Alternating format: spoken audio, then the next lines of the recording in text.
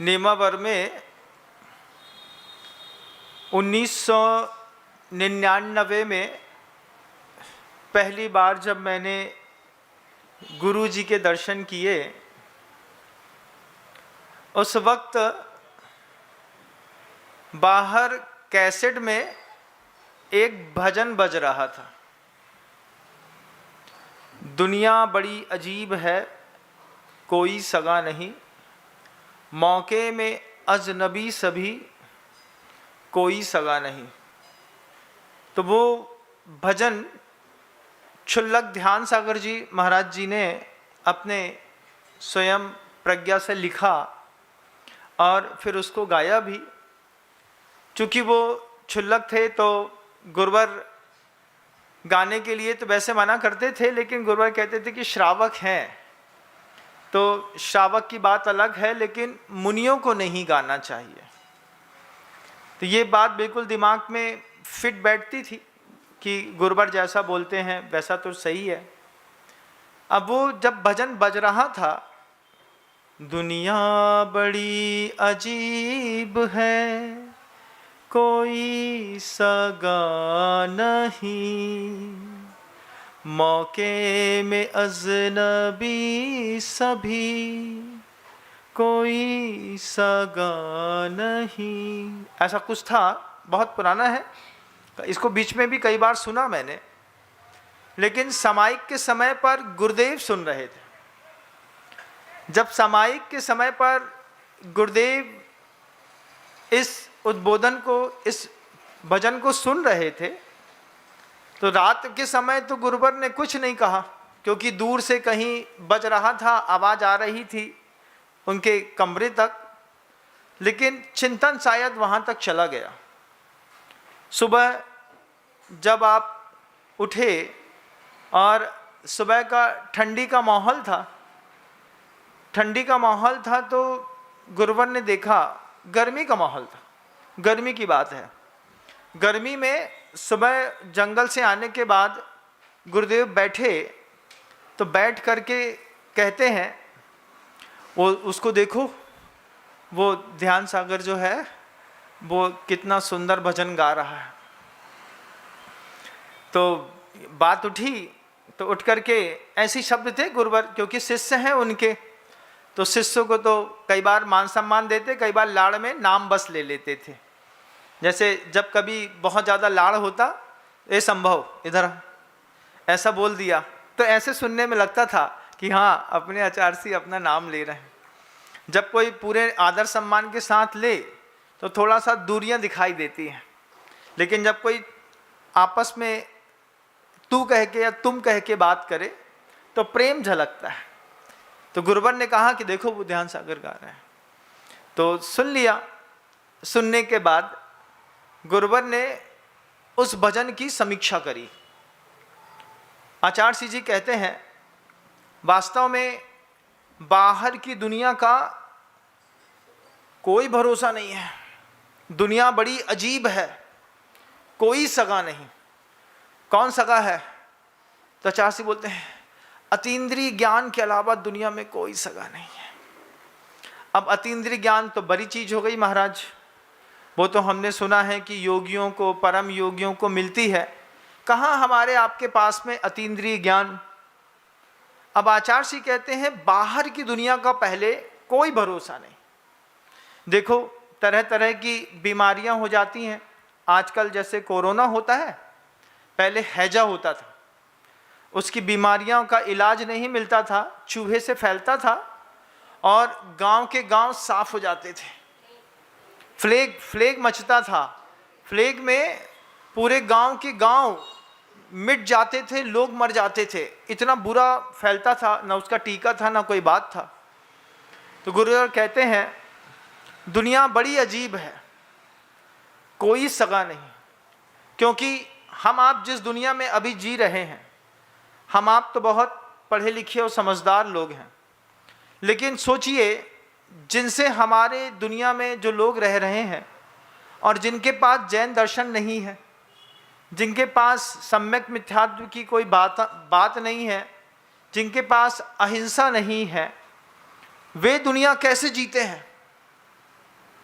सुबह सुबह सो के उठ कर के शराब बनाने वाले लोग दुनिया में, शराब का प्रचार करने वाले लोग दुनिया में, सुबह सो कर के उठ कर के गंदा भोजन बना करके साफ सुथरे स्टॉल पर बेचने वाले लोग दुनिया में, कपड़े के ऊपर मृत मांस का, आंतों का साइजनिंग करने वाले लोग दुनिया में हनी सिंह जैसे लोग भी मिल जाएंगे, जिनके गानों से प्रभावित होकर के नई फसल में कीड़े लग जाते हैं।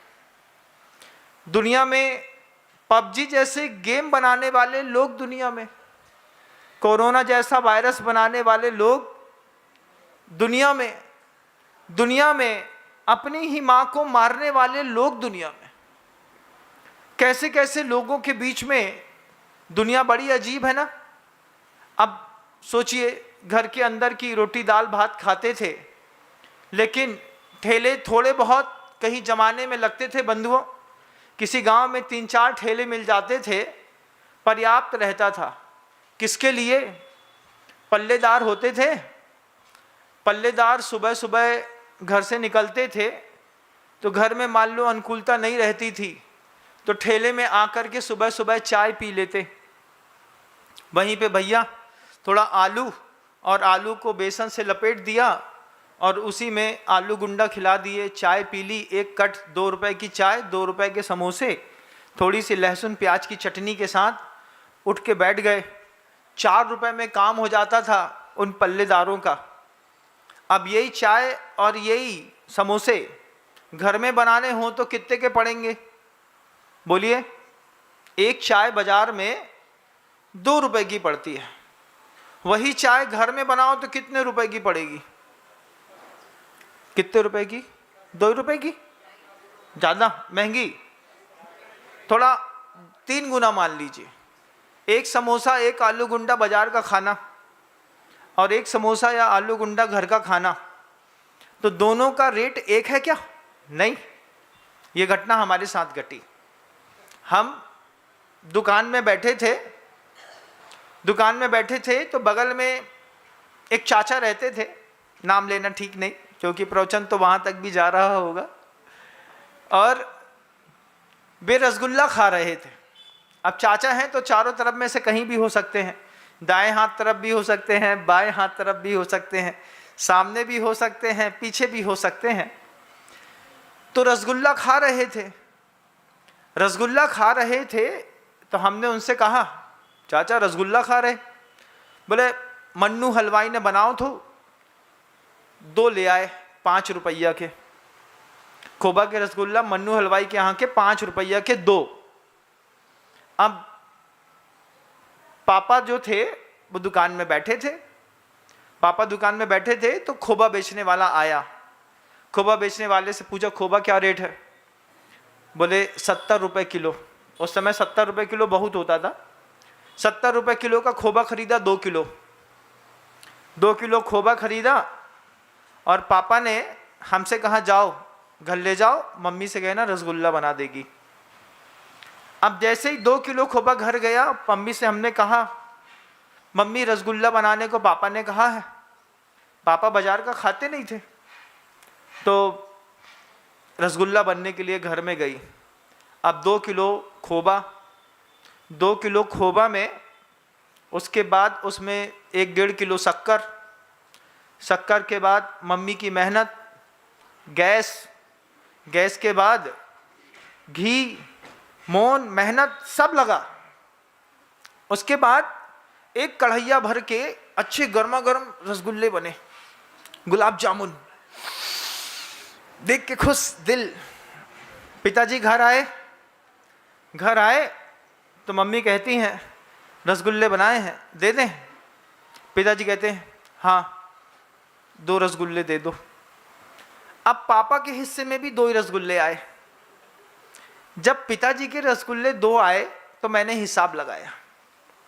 हमने कहा 70 दूनी 140, 30 डेवड़े 45 और 50, ये मान लो 140 और 50 190। 190 के बाद उसमें 50-70 रुपए का घी लग गया, 250-300 रुपए, मम्मी की मेहनत, आग, कुल मिला के 300 रुपए। अब 300 रुपए खर्चा करने के बाद पापा के हिस्से में रसगुल्ले आए 2।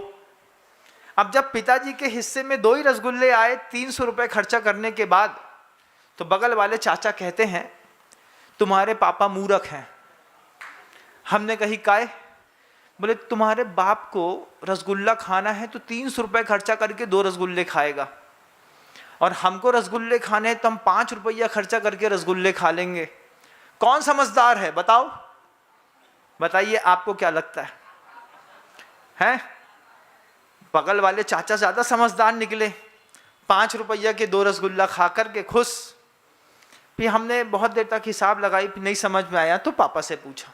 हमने कहा पापा तुम्हारे हिस्सा में भी 2 रसगुल्ला, चाचा के हिस्सा में भी 2 रसगुल्ला है, उनके रसगुल्ला 5 रुपए के पड़े, तुम्हारे रसगुल्ला 300 रुपया के पड़े। तो पिताजी बड़ी अच्छी बात समझाते हैं, देखो 300 रुपए के रसगुल्ले बनने के बाद मेरे हिस्से में भले 2 रसगुल्ले आए, लेकिन परिवार के लोगों को भी रसगुल्ला मिला, शुद्ध मिला, साफ मिला, घर का बना मिला। जिनके घरों में व्यवस्था नहीं होती, चिड़चिड़ किलकिल पिलपिल ज़्यादा होती है, उनके घरों में बाहर के रसगुल्ले तो चल सकते हैं, लेकिन अपने घर में तो अनुकूलता है, अपने को घर का रसगुल्ला खाना, बाजार का नहीं। फिर बाद में देखा कि पापा के हिस्से में 2 रसगुल्ले आए, फिर 2 हमारे आए, दादा के में आए, बुआ के में, फूफा के में, चाची के में, चाचा में, सबने खाए। तो समझ में आई कि जो घर के रसगुल्ला सस्ते पड़त हैं, लेकिन देखवे में बाहर के रसगुल्ला सस्ते लगत हैं। फिर हमने इस बात को हर जगह ऑब्जर्वेशन किया। दुनिया बड़ी अजीब है बंधु। पहले भोजन बाहर के लोग करते थे, 3-4 ठेले दुकान में गांव में मिल जाते थे, उसी में वो लोग जिनके घरों के अंदर उस तरीके की अनुकूलता नहीं है, तो वो अपने स्वाद को, पेट को भरने के लिए सुबह चाय पी लेंगे। अब घर की चाय मतलब 60 रुपए का दूध, फिर आग, फिर पानी, फिर चाय की पत्ती, इतने लफड़े पालने से अच्छा है 2 रुपया देकर के 1 कट चाय पी और आगे बढ़े। लेकिन अगर आपको मेरी वीडियो अच्छी लगती है तो प्लीज़ मेरे चैनल को लाइक करें, शेयर करें और सब्सक्राइब करें। Thank you.